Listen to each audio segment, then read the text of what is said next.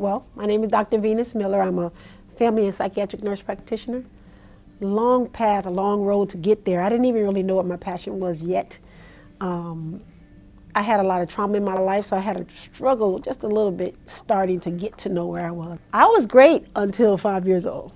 So at 5 years old, my father would take my mother's life from domestic violence. And I didn't know that I was impacted until I got into a little bit later on. And so because that impact happened, my father went to jail, my mother, her life was over. And so we had to go to different homes. Already I'm 5, so I'm like, where's my mom? At 5 years old, he's supposed to be playing with baby dolls. So I got shifted into grow up real quick. Got into my next family's house, and there was some abuse there, and there was some physical violence, sexual violence, and emotional violence going on there. I still didn't know I was impacted, yet I grew up a little bit more, had some more of that trauma going on until it normalized for me, and I thought that's what normal life was. I still don't know that I'm impacted. And so at about 12 or 13 years old, I would tell my aunt what was going on. She didn't believe me. And by the time my dad was out of jail, went back to my dad, and he was still the same behavior. He just had another woman he was doing domestic violence on. I never thought I would do psychiatry, though. Very far from my mind. But my passion is helping people recover after trauma and go on with their lives. Very difficult process, a long process, but it is possible. So my passion is just people. And give them the truth about, what violence does and what trauma does. It's impactful. Trying to get them to understand that if we as a people, if we as a nation start to deal with the issue when it's small, we won't have the big explosions when we're older. So that's my passion.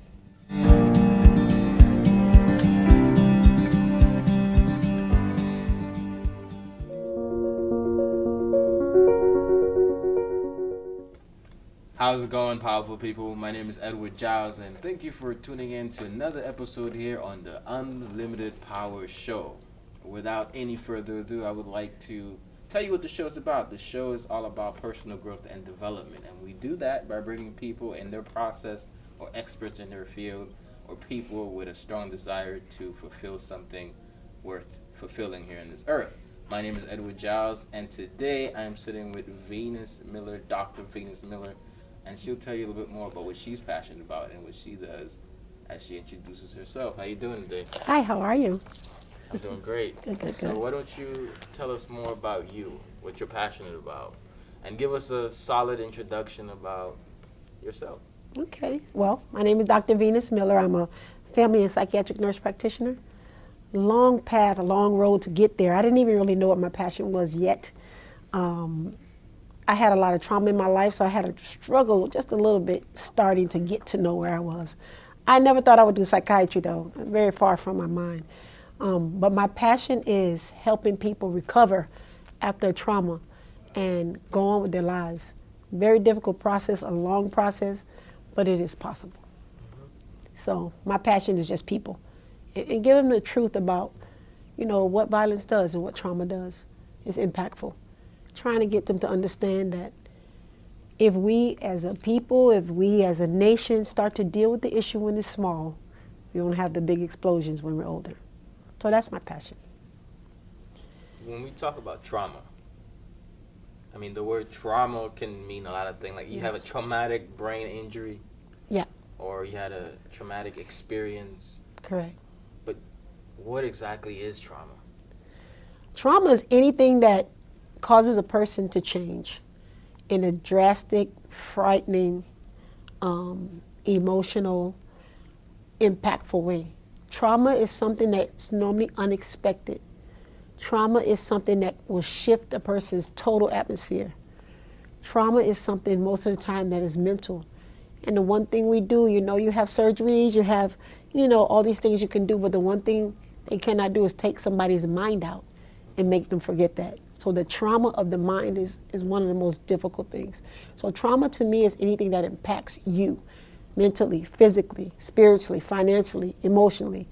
And that can be from a child's death to a mother's death to a car accident. Like you said, it can be just one injury. It can be one thing. It can be someone robbing someone. That instant changes someone's life. So everybody's trauma is different. And what trauma does to each person is different. Trauma can have someone become an overcomer, then become a motivational speaker, then really exceed and give back. And trauma can have someone on the street using drugs for the rest of their lives. So trauma is, like you said, is a big general word, but it's very impactful. So there's the physical and the deeper layers of trauma. What I got from what you said about the traumatic brain injury is that not only is it physical, but it's also mental. Yes. In that state, when you're saying a traumatic brain injury, you're hurting the organ, but at the same time, Correct. there's an imbalance in the brain. That's correct. Now, if we stay on that same track and keep it away from traumatic brain injury and just look at a different form of injury, it could be emotional That abuse. is correct. So tell us about the correlation between the physical trauma and the emotional trauma. One of the things as I grew through my trauma, I started to realize that I had a heart-mind-body interaction, which means that my heart was impacted. It stayed in my mind and I would physically react to it. Example, if I would see somebody yelling at a woman, automatically my heart would hurt because I lost my mom to that. Then I would begin to cry, a physical thing, and then I'll be able to have the nightmares and the remembering. So everything is connected. We say to some people, they get depressed, they start eating, they get more and more obese, they can't stop that behavior, that's their soothing thing. So there is connection between the mind and our actions. If I would say the scripture says, as a man thinketh, so is he. But anything you think you can do or cannot do, it manifests in your actions. So if I think I can pass this test, I'm going to pass it. But if I go in saying I just can't do it, can't do it. So the mind, even though it's not seen on the outside, we see the physical things. And we've taught from little people or little young people that you make sure you dress well, you brush your teeth, you make sure you be quiet, you make sure you button your pants, pull up your pants. But no one tells us that when our heart hurts. I can't put pants on my mind. I can't, and we almost ignore it. And so we've taught to, you're going to get over it, but you never really deal with it. So after a while, physically, some people don't dress well anymore. They don't bathe anymore. They don't care about where their hair looks. They don't care about their attire.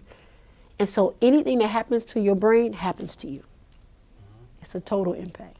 So when we talk about the brain, it's so difficult because we are so good as individuals. I know I learned from very young how to mask it, because if you don't mask it, you get the punishment for not masking it, which means, oh, she's crazy, or she's going to cry again. So we learn to mask it, and it comes out somewhere. There's only so much pressure anybody can take. For instance, we have sometimes individuals that go in there and harm someone else.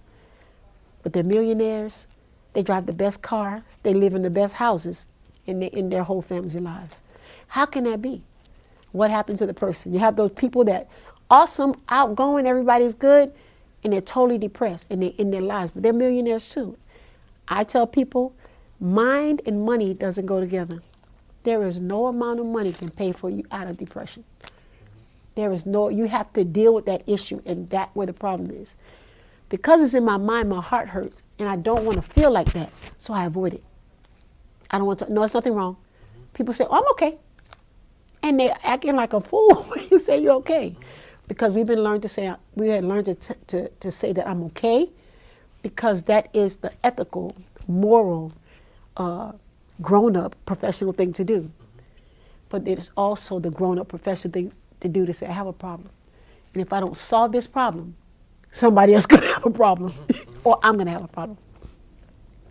It's so stigmatized about the mind that people are often kind of scared to do it. They're scared to say, hey, you know, I don't think I'm thinking right, or I can't get out of bed today, or I'm still crying about this guy from 7 years ago and I'm married again. People are scared to say it because when you say that, the stigma comes. People get embarrassed, and it's a deeper depression that people go into. They eat more. They're more violent, or they sell drugs more, or they use them in their arms more. The population I work in Overtown, I see it all. But when I sit them down for an assessment as a psychiatric nurse practitioner or the doctor, I always go back to their childhood and I say, tell me about that.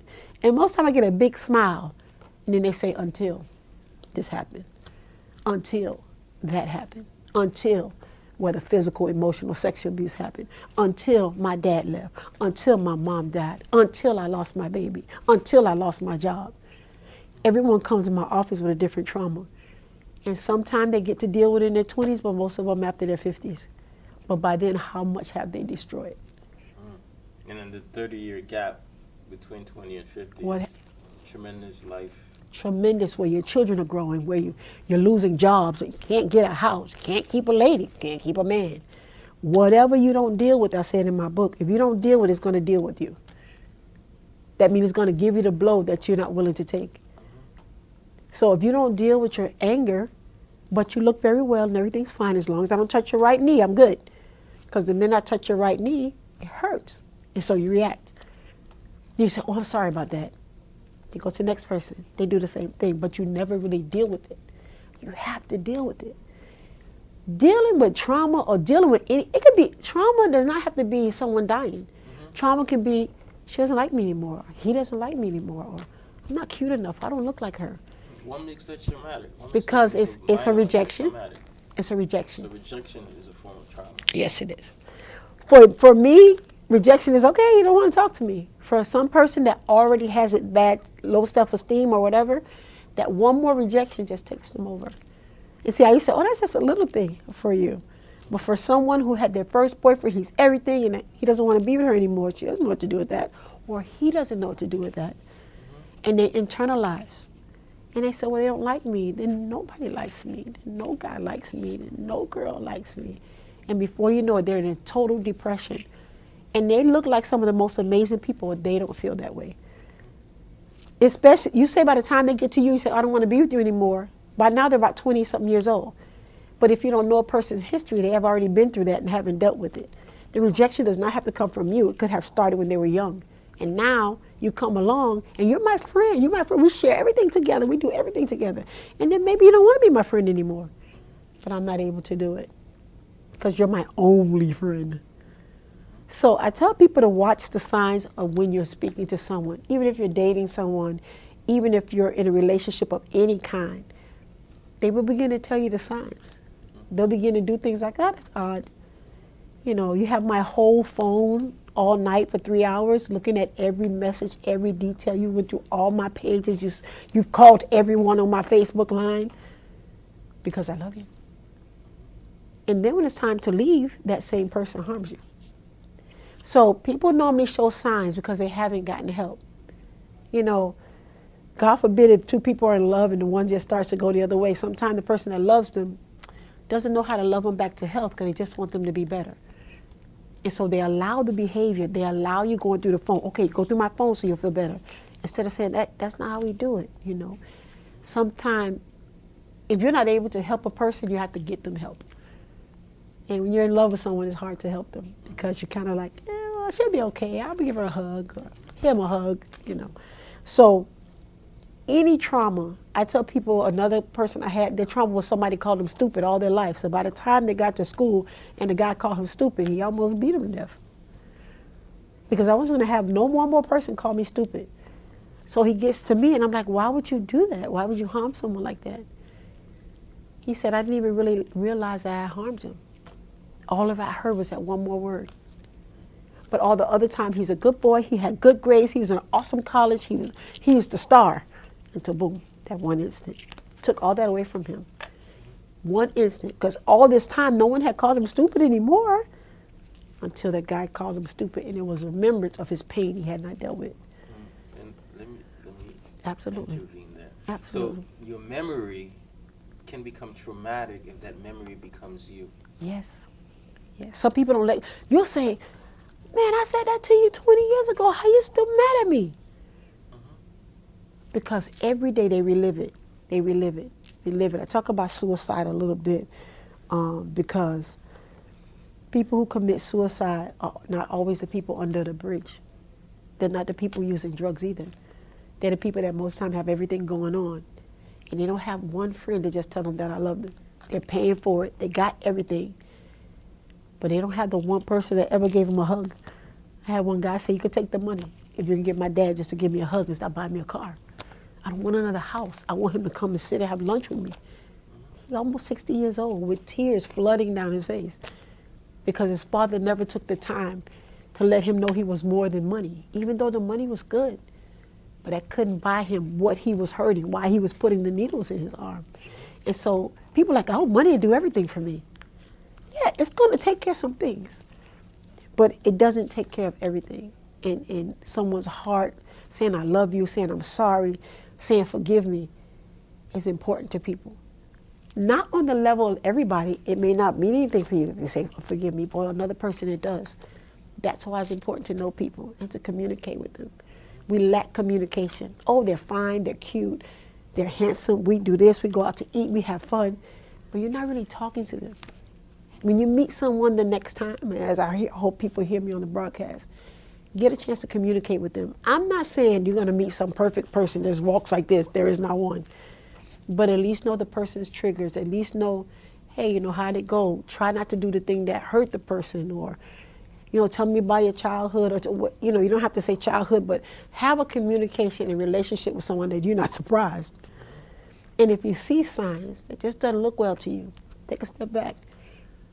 If you have to, get them help. Go with them if you're that close to them. But don't leave them stranded, and don't ignore it, because it's going to keep coming out. Some people do that, then they have children. What do you think that happens to the children? They don't know how to talk to them. They're cursing them out. They're calling them stupid. I hate you. I don't believe you did that. You a dumbass. Repeat the same thing that happened to you. That's exactly what I'm saying to you. If I never learned how to read, how I'm going to teach you how to read? You give me a paper, Mommy, can you read this? I'm like, I don't know how to do that. So since I didn't take care of my reading abilities, now I have a son who wants me to help him with his ABCs, but really, Mommy can't read. And so because she can't read, she's aggravated. Now the child is reading, speaking English and Spanish to a mother who knows nothing. So she gets agitated, and then sometimes a little physical. And so the behavior, if you don't learn how to deal with stressors, they're gonna come out the wrong way. You know, oh man, that person, everyone says it's about somebody. Oh, you're crazy, because they can go from 0 to 1 billion in 7 seconds.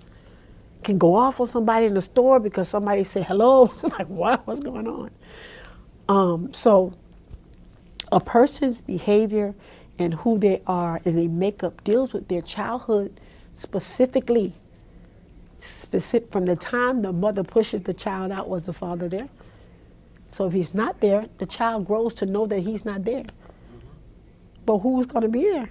He's going to find somebody. Is it the gang? Are you going to replace it? Is he okay with it? Is he not? He's going to be mad at every father? He's going to be angry for the rest of his life? Or are you going to talk to your son and say, hey, son, what do you need? Don't just think he's a man. You're a man. Grow up.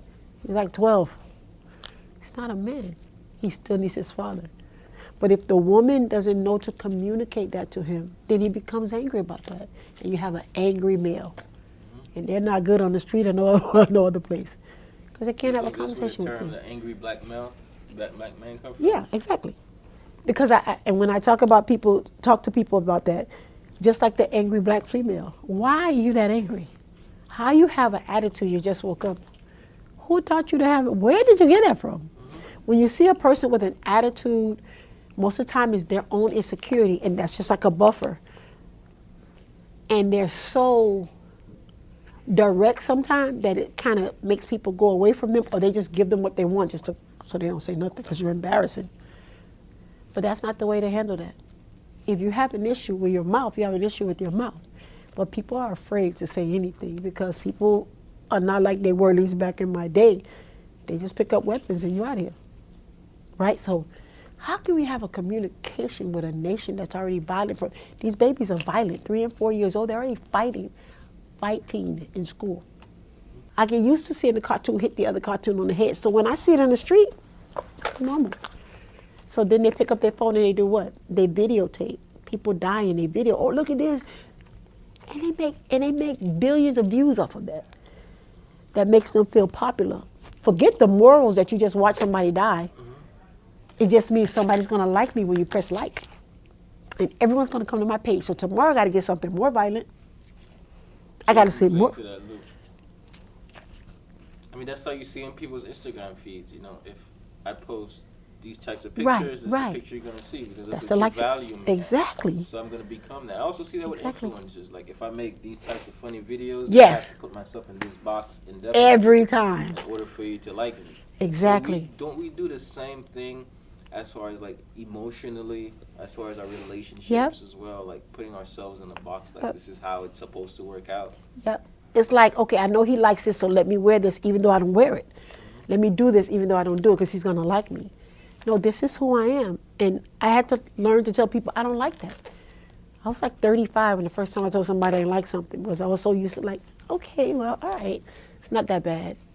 But in my gut, I was like, I don't want to do that. But if I don't do that, they're going to like me. Even adults do that. And everybody says, I don't care what you say. You care what they say. I don't care. You don't have to like me. I don't care if you like me. But there is nobody on this earth that doesn't want to be liked. I don't know nobody that just wants to sit in the corner and say, don't like me, don't like me, don't like me. But it's a familiar word. I'm fine, even though you're going to hurt yourself. I'm fine, even though you're beating up your girlfriend or beating up your boyfriend. Where you get that from? You could be starving and saying, I'm fine, you're about to die in like 2 seconds. You see them eating, water coming out of your eyes and your mouth. And you're like, no, I'm fine. We learn that behavior because we're very private people. We don't want you to know. I'm in the bed dying, but I won't call you because I don't want to bother you. You're dying. Where do we get that from? All that's the brain and the mind. Who taught you that? No, you can't let anybody in your house going to steal something or they're going to steal your boyfriend. They're going to steal your And so what we teach our children make our children. I can make my child very anxious. I can make her very confident. Don't go outside. Don't talk to boys. Don't ever talk to boys. Don't ever talk to boys for the rest of your life. And so she stays with me till she's 50. You told me not to talk to boys, and you block it.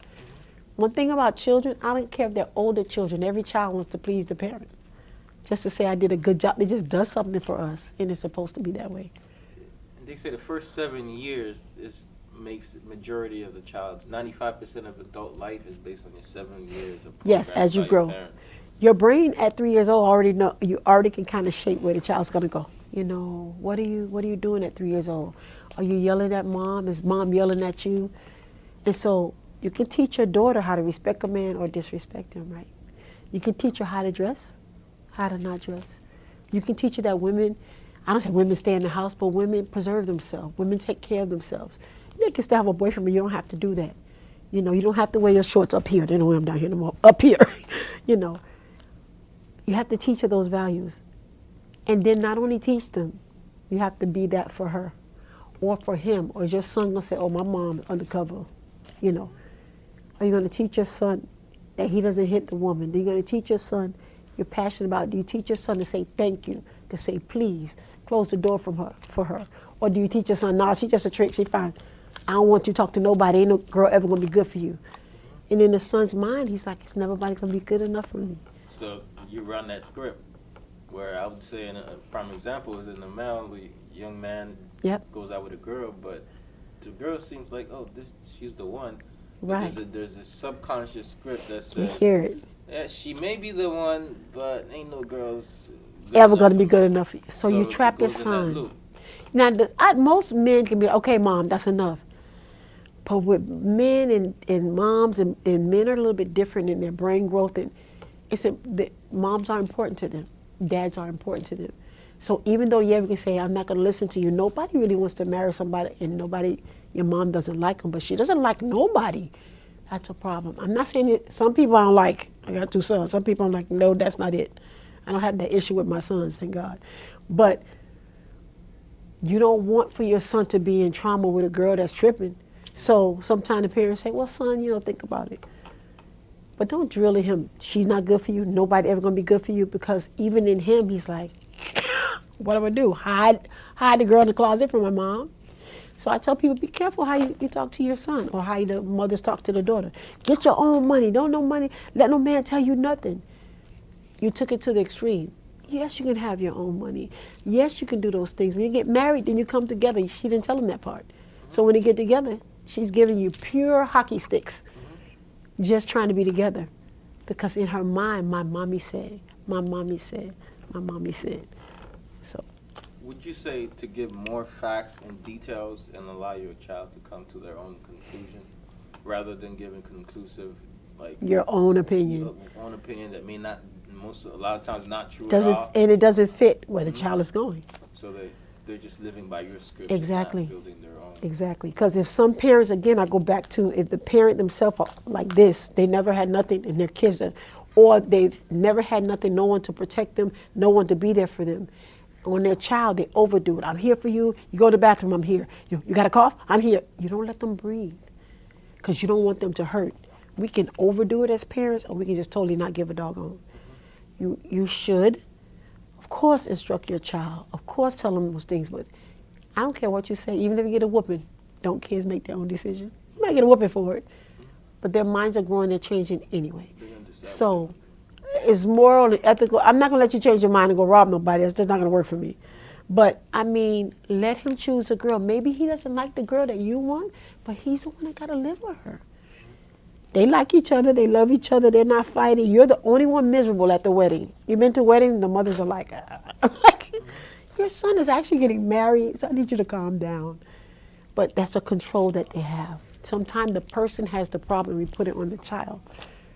And some of the men have to actually strong arm to get their, there's a time that the male comes into his own, and that's not a time you want to intervene. One of the scariest times, because sometimes they come into their own, they're like, oh my God, what are they doing? But if he doesn't get to find his way, if he doesn't know how to get in the car and turn the key without just sitting in the back after he knows how to drive a year, you're going to stop him from growing and then raising his family and being the man to his family because he have to keep coming home to his mama.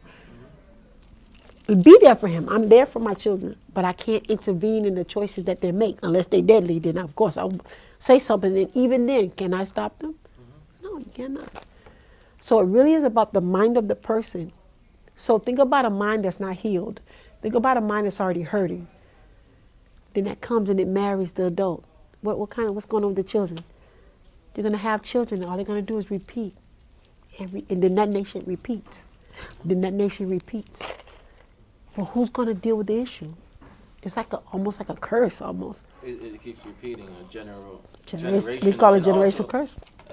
It's also part of the, what they call, not just, it's attached to your genes. Yes. Even some of the emotions. Yes. How they do things. Rituals, right? Yes. They call it epigenetics. Yeah. I'm like my dad. I'm like my mom. Yeah. Yeah. Just like my dad. It's like your genes are written. Yeah. But briefly, like, for the millennials watching, like, some people, they said there's a quote I saw on IG or something. Okay. It was Instagram. Okay. It says, call your parents because they're not seeing these motivational quotes like you are on Instagram.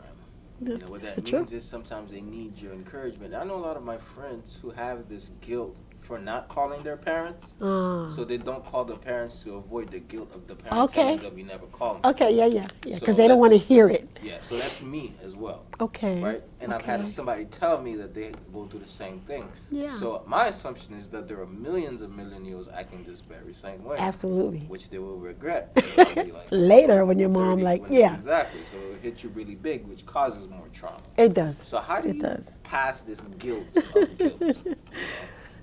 I will tell you with the millennials, they don't talk as much because my kids are millennials. I have to say I love you, and I'm interactive, but millennials really are not. They want you to know that you love them and don't ask me nothing else. You already told you I love you now. Stop. You know, like, I got things to do, Mom. And you have to understand the millennials. There is no pattern into the way that you love someone. I just understand my children. When they're like, Mom, I'll talk to you later, that means they're not ready to talk right now. Mom, I'll be upstairs. I ain't tell you to come upstairs. You guys are raised totally different from us. And in a nation, think about it, our nation. Can you just go outside and be like, I'm chilling my car down the street with the keys in it? No. Can you really go hang out with a party and you're just chilling? You're not sure. Can you just be walking down the street? So you guys got more things on you than I've ever seen for children. You know, the kids have it, then the males have to have it, then you have to be, you don't know who's coming, you don't know who's going. People are walking in school. So I think that you guys have different ways that you have to cope different from us. You can't go to school and say, hey, be my friend. They're like, what's wrong with you? You have to go to school and chill. So everybody in school chilling. That's my son. I'm good. Is that the only, did that they teach you in school? That's just the only word. I'm good. How's that? And I'm going to talk the whole sentence. Yeah, listen, this and that. All right, Mom. I'm good. I'm like, okay. What do the millennials do now? Do they talk to you or do they text to you? Text you. Okay, so you guys' skills are different. And my kids will take my phone and say, Mom, my goodness, why it take you so long to text? Yep, they'll text my message and send it. I'm like, you know, I could have sent it. You're taking too long. Why? Did I come from a place of texting? No. I came from a place of your parent tell you something, that's it, and you don't say nothing, and you better not communicate back. right? You guys come from, I have something to say, I need something to say, and you start saying it little. 1, 2 years old, I just told you about my granddaughter. She's already, I didn't even see a phone until I was about 15, so I don't know nothing about that. They're smarter. You guys are smarter, but not necessarily wiser as far as old stuff, because you get it so young. What you guys are doing now, we didn't get to 20, late 20, 30s. By the time you guys are 7, 8, 9 years old, you are fully functioned on your own. The only thing you got is a driver's license. You're smart, you're quick, you learn more, but your communication is different. Like my daughter's upstairs, I'm down, she texts me. Why would you text me instead of coming downstairs? She would yell, "Ma, check your text," right? You could have just communicated that with me. They will text sitting, have you ever seen people text this close? You're looking right at me, but you will not talk to me. So that's the millennials. I think that's an issue, though. That's a problem. It's a big issue. It's a obstacle that needs to be dealt with. And it's hard to break that with you guys. Okay, so I'm going to ask you this maybe briefly, and then we'll go to another question. No problem. It's like, as a mom, or as a parent, or as a person, like, what conversation would be dear to you? Like, what would you want your kid to ask you? What would you want me to say? My kid is just like, how's it going for you? When I say to my son, how you doing today? It doesn't mean, I got up this morning, I hate life.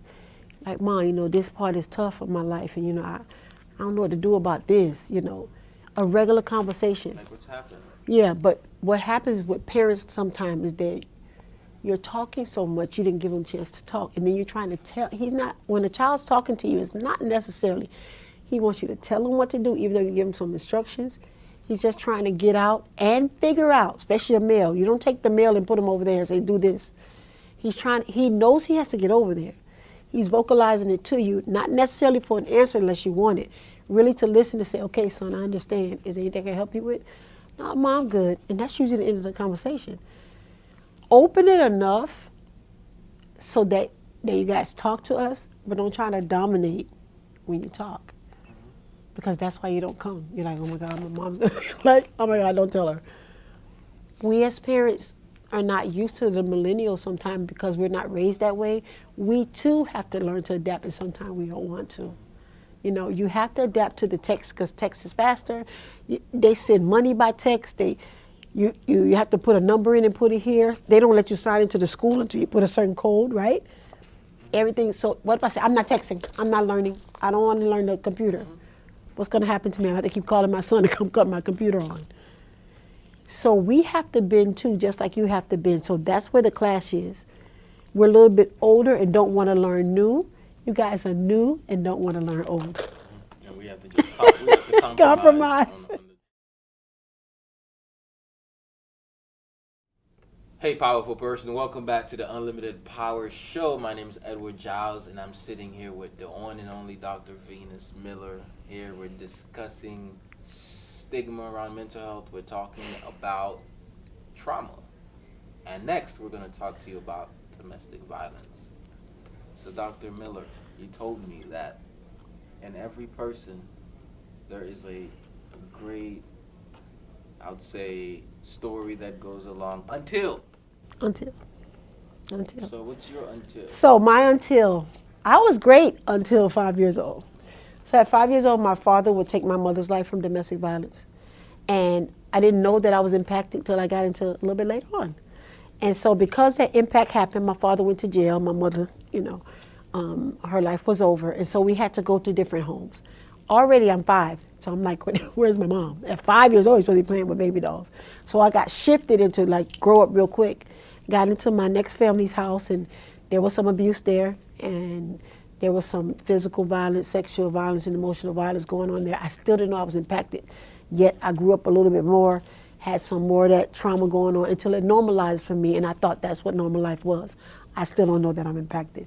And so at about 12 or 13 years old, I would tell my aunt what was going on. She didn't believe me.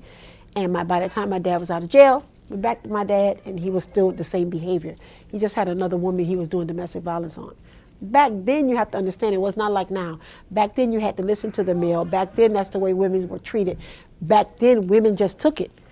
And I think that in that instance, I still didn't know I was impacted until one day I was speaking with him and my voice raised and I told him whatever. He slapped me. I was like, oh, that was hard. And I still didn't know I was impacted. And so we got into a little bit of an altercation. I still kept that stuff in. I ended up going to college. I went to college and I failed out because me going to college meant I got away from that, but I hadn't dealt with my stuff. And so in college, I was, talking to this guy. I didn't go to class. It was the first time someone said they love me. So you're like, and I failed out of college the first time. After I failed out, I went back to my aunt's house, another aunt, and my brother said, you have to get up from here. This is not going to work, And so I finally got up from there, went to my first nursing school, got my first degree, got pregnant while I was in nursing school. Like I have nothing else better to do. Graduated pregnant, failed my first exam, my RN exam. Took it over, passed it, went on in that relationship for about 5 years, and then something else happened. He had an affair, and then boom, right then I think I had my first mental break. Became depressed, became suicidal, but I had learned how to dress very well, so I still had my jacket on. I still took care of you. I did all your medicine. You love Miss Venus, but when I get home, my house was like that, and I was suicidal every day. And I had plans in my mind. If I want to commit suicide, then my kids have to go with me. All the time, now I'm the smart girl, so no one ever asked me. And when I finally did say something, they were like, you're too smart to be depressed, which made me more depressed. And so I took it back in. I got dressed again. I got another degree, which was my first master's from University of Miami. Maybe if I'm smart enough, I don't have to feel depressed. I was depressed, but I was dressing up my depression. So I just kept putting on more initials. And so I got into my second marriage, and that didn't work because I didn't want it to work. It had nothing to do with anyone else. I just was not healed, and I couldn't function in a relationship. And so I'm like, okay, that's fine. I'm going back for my other degree. Maybe this will work. So I got my psychiatric degree, my third degree. And by then, now you're able to take care of yourself. You're able to cover more the more money you make. So everyone would call on me, but inside of me, I was dying, and people were like, you're good, you're fine. I just want you to come do this for me, and I would. I say all that to say this, trauma can do all those things, and it's explosive. So I just became more explosive, I became more depressed, and then before you know it, boom, I was just back out in the world doing whatever I wanted to do, being and seeing whoever I wanted to see, but totally lost. And I had to come to the reality, but it was only until I was 40 years old. But I told you from 5 to 40 was just destruction. And if you read the Bible, I call it Damascus Road experience, where someone knocks you off and you wake up and I'm like, well, how did I get here? How did I get to this place? Why am I so broken? What's wrong with me? And then I begin to go backwards in my life. I got a chance to deal with my father again and begin to ask him some questions about the domestic violence and why did that happen. I began looking at my family's history. I learned that another one of my uncles killed his wife as well. My father killed his wife. Then I learned later that my brothers were abusing their wives. And it just began, the minute I opened my mouth, I began to see all these things. I didn't take it like I was mad at them. I took it like I need to figure out what's going on and let me help others so they don't have to do it. But first I needed therapy. I had to get therapy for all the abuse, for all those things. I was a smart girl, but I was a broken girl. So smart wasn't good enough. I would rather you give me the money to bring my mother back than for me to do that. And so I began to heal. That's why the name of my book is called Healed, because the process to get there was tough. But I couldn't help anybody till I did that. I could help you, kind of like give you medicine, but I couldn't help you. And if I did help you, I helped you, mean I gave you advice because I was hurt, and so that's the advice you would get. No, you should leave him when you didn't get therapeutic advice. So you got professional advice, and since I had enough initials, you listened to me. But inside of me, I knew it was hurt that you were getting. And so for a while I went to church and I thought that was it. That wasn't either it now. It is not for me now, but I used church back then to make, okay, I'm a church girl, so I can't be that hurt and I'm okay. But I never dealt with the issue until I went to my father and asked him why he, ended my mother's life. He began to tell me that he seen his father do it. And then his father did it. And all the women get treated that way. And when I look back now, I can remember all of the women got hit. I just didn't know it was abnormal. Did you forgive him? I did. That was the place of my healing too. I had to forgive him so I can live. Because I would sit by him like I'm sitting next to you, but I really didn't forgive him. But it looked better. All my kids did not know that my father had done that until later. I never told them. He's the best grandfather. I mean, they still love him. They still got his watch and other, because he loved his grandchildren. I tell people, some people don't have the ability to be a parent. Have to give them another chance. And so with my kids, they had the best relationship. So I began to break the curse. My sons don't hit their wives, break the curse. They know that that's how you treat a woman, break the curse. You know that you have unforgiveness. I had to show them I had to forgive my father, not for them, but for me. I do tell people forgiveness is key. Now, you can do it or not do it. But when you lay your head down at night, the person that you're so mad at is impacting you. And I didn't know it was impacting me till later. My kids told me that I would cry, but they could hear me. But I would wait till they go to sleep and cry, because again, I'm protecting. I wasn't dealing with it, so I didn't really heal from it. So until that happened, I think that was a breaking point for me. And I had to do some things in my life that I needed forgiveness for. I was so hard, I'm not going to forgive you, but then I did some things I needed forgiveness for. And it was like an eye-opener. Everybody can make a mistake. I'm not excusing my father's behavior. I didn't say it was right, but he needed help, and he didn't get it. And because he didn't get the help, it impacted my mom and me and my brothers. But we're all good pretty much now. I still have one brother that's kind of like out there. He seen my father when he was 9 and then didn't see him again until he was on the gurney. So he never got the chance I got. I was different. I took my kids to see him, but it was important that they didn't have that relationship because I know what it did to me. Some people keep their children, but I wanted them to have the best, like they don't have to deal with that animal, you know. I'd say like true forgiveness is really the act of the follow-up. Yes. If you said you forgive your dad, but you couldn't see his grandchildren, then Yeah, it's you not, didn't you really didn't, forgive them. exactly, It was pseudo forgiveness. Exactly. It's a forgiveness to make Exactly. you look good, but not really, not necessarily feel good. exactly. I wanted to ask you, Yes. what would you tell yourself Mm-hmm. between 4 and 40? Well, Well, 5 and 40? 40. What would you tell yourself? Knowing everything you know now, the person you are now, what would you tell yourself? I would tell myself holding that much unforgiveness is not worth it. It costs too much. It costs you a life you can't get back. It costs you words you shouldn't have said. It costs you relationship. It cost me jobs. It cost me houses. It cost me cars. It cost me things. And all because I was so angry. I was quick and I just didn't, when you could have just sat back. I'm not saying let people run over you. I'm not saying everyone is like that, but it's not worth holding it. And I'm not even being super religious. What is it worth? Because those people go on while you sit there and you're depressed and you're anxious and you're mad at this guy who your relationship with, and he's not your father. So why are you mad at him? Because he's a man. You know, or he may have some resemblance of what your father did because you didn't get that, he's going to get it.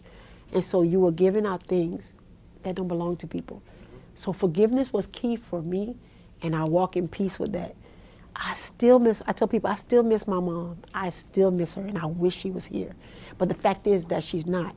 And if I could do anything in her legacy, is to talk to males and females about if you're in that relationship, get help or let them have help. Not only is it going to hurt you, possibly kill you, but it will impact your children. If your children don't get help, it's going to impact their children. So you can stop it now.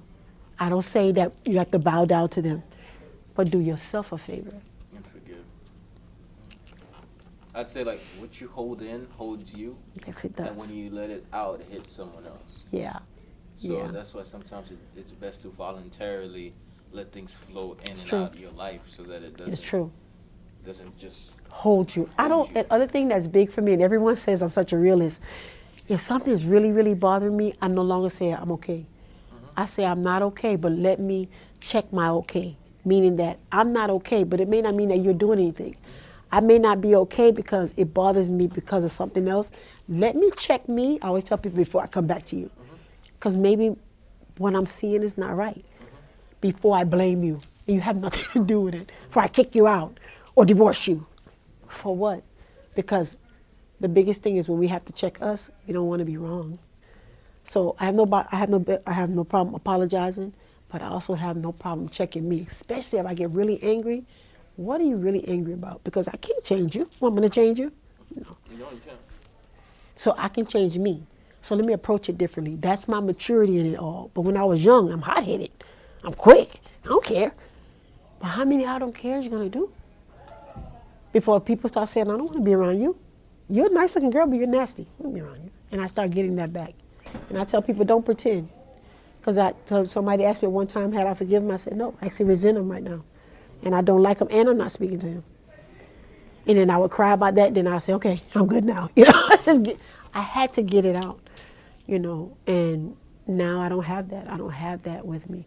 And I'm grateful for that I got a chance to apologize, or I got a chance to have some kind of relationship. And we never had a relationship like a true father and daughter, because I missed 40 years, 30, I don't know how many years with him. But whatever I had left, I gave my children to him. And that was a blessing to see. So that's the only gift I can tell you, And if you could do one heroic act, right, to save the 35 years, and I won't say it's all of it's a waste. None of it is a waste. It's a life that you have. Just having it is a blessing. Right. But the quality of that could be better. Yes. Right? Yes. So if you had a heroic act, a message to save 35 years, what would that be? It would be, Daddy, it's okay. That's what I would say, it's okay. And not make him feel more worse than he did. And in your youth, you think you're all that, so you're trying to hurt people. I wouldn't have wasted my time. I would have said, Dad, it's okay. And I don't know now that I know what I know something happened. That's why it happened. And it was not entirely your fault. I know he did the act. But when you were young and violent, somebody should have helped you. But Dad, we're going to work on this together. And so that your grandsons will never do it. And that people will realize that. I would have to say, Dad, it's okay. And not hold him that long. That was too long. So that would be my mainly confronting and accepting the trauma, in a sense? Yes. That in itself would save it. Yeah. Because then you wouldn't really have those experiences. I wouldn't even be wasting my time. Every time I see him, you get a whole attitude. He's here, And how do we take that? And as your final message, okay. What would be your message to someone to tell them, listen, your trauma is traumatic, and it has been the pain in your life. But how do you, what would you tell somebody? Take that pain and turn it into progress. Yes. Take that pain and produce the life that you want on the basis of what you don't want. That's correct. In life. That's correct. What would your last message be to someone? My last message to anyone that's right here, my last message to anyone that's dealing with trauma or hurt is to first, deal with it. If you can, go to the person and talk to them, even if you have to cry, do whatever, write it down, do that. Because it releases you. I'm telling you, like someone had to tell me, telling someone you forgive them does not take away the fact that they did it. They did. But doesn't nobody know they did it more than them. So I want you to understand that holding on to that holds you and hurts you. So release them and be free. You're going to see it's much better. Try it. It's scary too, because I was scared, because that means they won. No, it means you win. You win back you. And no one gets a chance to take that away from you ever again. So give them a chance. Well, if you want to see me or my name is Venus Miller on Facebook. You can always inbox me, but I just have a passion. I have two things going on right now. Healed is my book. Time to Talk for Real is my platform. I go to schools, I go to churches. I have an event that's going on tomorrow too. And I just really talk to hurting women, and my focus is healing, because it releases them to be them. And so Healed is about me, but it's not about me. It's about me and my process, but it walks you through the places you may need to get. And it may take you 5 days on one page, 10 days on another, a year on another one. Whatever your process is to your healing, just start it, and every day it will get better. So I do that. I think my specialty is opening up people to live again, to be healed and to be free. And look at me, and telling people, I don't want you to waste one more day. I keep saying wasted, but it took me over 30 years. And I can't get those years back, but I can give someone. That's my gift. I want to give to you. Don't do it. Enjoy your life. Enjoy yourself. Be healed, even though it happened, and it did. You have the ability to live again. They already took something from you. Take it back and unplug the source of pain that goes with it. So I do that. I do private consultation. Everything is under my name. And my passion is doing what I'm doing right now, sharing with the world. Again, I'm not taking away the violence. It was nasty. The domestic violence, sexual violence is nasty. But I have children now. I have me. If I had no children, I need to live. Somebody's watching me. And I also practice psychiatry because I want to get to the mind of people that's hurting so bad on another level. I went back for my doctorate to reach the higher levels because they're hurting up there and it's coming down here because it started here. Wow. They're hurting Up there. It's coming down here, but it started here. That's beautiful. I love that. Thank you. Thank you so much. Thank you. Awesome. Thank you. Thank you. That was amazing. Love it. Love it. And thank you so much for tuning in to the Unlimited Power Show. As Dr. Venus Miller shed her light, I hope any of the things she said sparked light in your soul and sparked light on the experiences that you're going through and the mindset that you can see the things you haven't seen before. If anything she said today touched you, don't take it lightly. Change direction. Sometimes words are simply tools of inspiration to allow you to change direction. And in changing direction, you could change destination. We can't change your destination.